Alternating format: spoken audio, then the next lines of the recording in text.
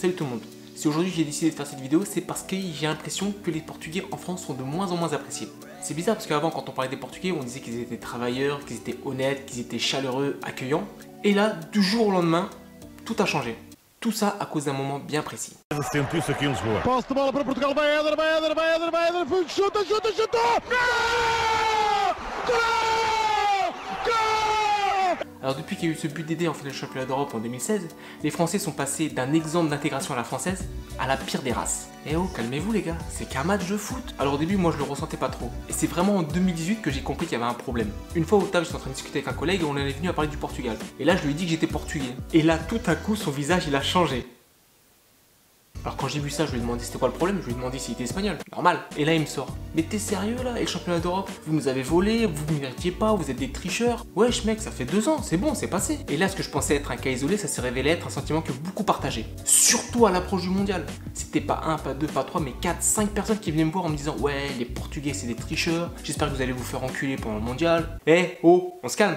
C'est qu'un match. Et là je me suis dit putain mais ça va trop loin. Tout ça à cause d'un but. Faut arrêter là. Faut comprendre que dans le sport il y a un vainqueur et un vaincu. Et là cette fois-ci c'était au tour du Portugal de gagner. Quand la France a battu le Portugal en demi-finale de l'Euro en 2000 sur un pénalty litigieux. Bon, j'ai ragé, mais c'est bon, ça fait partie du sport. En 2006 au mondial, quand la France bat le Portugal sur un pénalty encore une fois.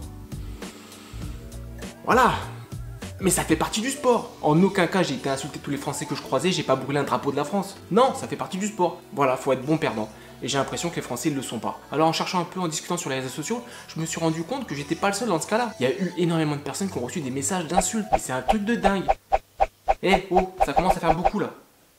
Et tout ça toujours à cause du but d'Éder en finale de l'Euro 2016. Alors si encore ça critiquait l'équipe nationale, mais là ça critique tout un peuple, ça va beaucoup trop loin. Il faut que ces gens-là comprennent qu'en agissant de la sorte, c'est en train de créer un sentiment de rejet de la part d'une partie de la population portugaise en France.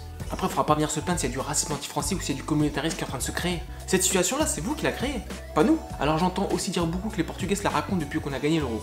Non, on a toujours été comme ça, on a toujours été à fond derrière notre sélection. Dans la victoire comme dans la défaite, on a toujours porté nos couleurs, sorti les drapeaux.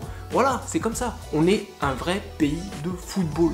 Le Portugal est toujours derrière sa sélection, quoi qu'il arrive. Et ça, les Français ont du mal à le comprendre. Après, j'ai l'impression que les Français sont un petit peu moins expressifs dès qu'il s'agit de soutenir l'équipe nationale. Alors je sais pas si vous avez du mal, si vous savez pas comment faire, bah prenez exemple sur le Portugal.